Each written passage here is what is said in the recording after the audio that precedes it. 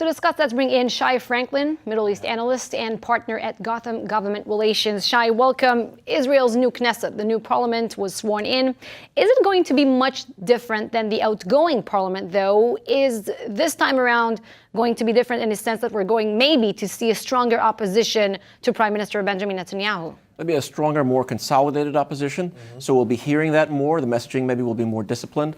But on the right, I think we're going to see some harder lines on the right as well.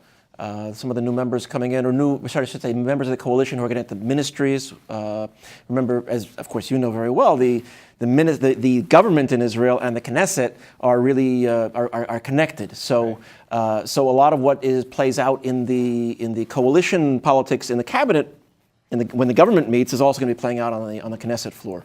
120 members sworn in, 49 of them are freshman members. How likely are these newer members to fall in line with Netanyahu's agenda?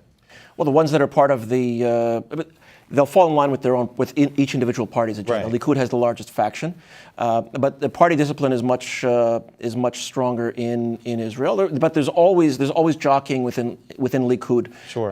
And right now the jockeying is who's going to get a ministry, who's going to get a portfolio in the government.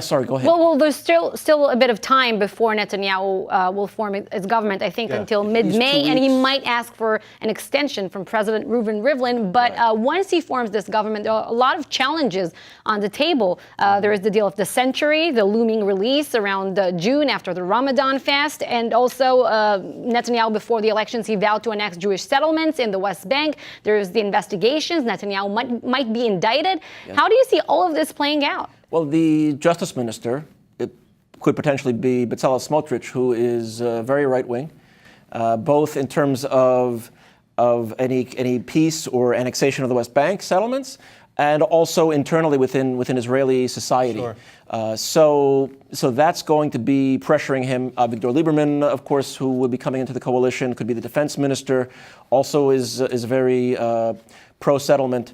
So he's going to be getting a lot of pressure. Naftali Bennett is not in, but his views are still there.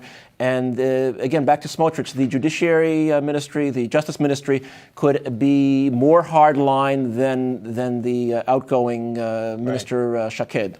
There's some talk, though, among the new members of the Knesset that Netanyahu could be given some sort of immunity to prosecution. I mean, we know he's facing charges. I mean, how likely is that? I mean, that would be a win for him. Yeah. So the coalition will have, he has 65 votes, it looks like, if everybody joins the coalition.